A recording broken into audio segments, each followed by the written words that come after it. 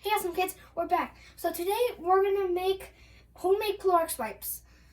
I'm doing these wipes because my mom has been going out to stores to find Clorox wipes, but she couldn't find any. So this is why we're making these wipes today. So first, you guys are gonna need a Clorox jar that is empty, or you can use a mason jar with a lid. You're gonna need bleach, a roll of napkins, and that's all.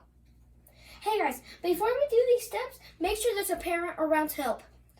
So first we saw these napkins being used, so me and my dad decided to cut this as the same size as the jar. Next, you're gonna need 2 cups of water, 3 tablespoons of Clorox. My dad helped me measure the Clorox. So now you slowly pour it into your water, then slowly stir it.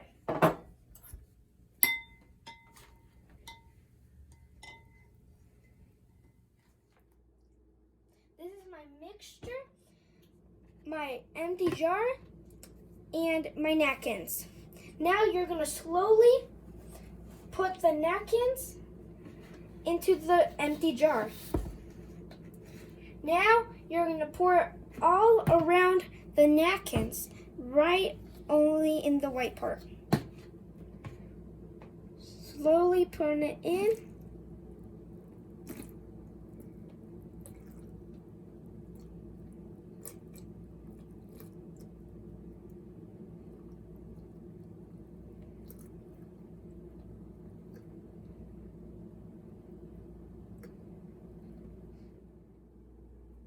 For this next step, make sure there's a parent is helping.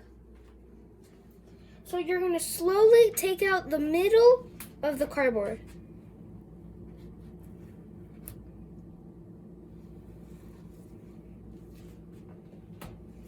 Slowly take that out and put it away.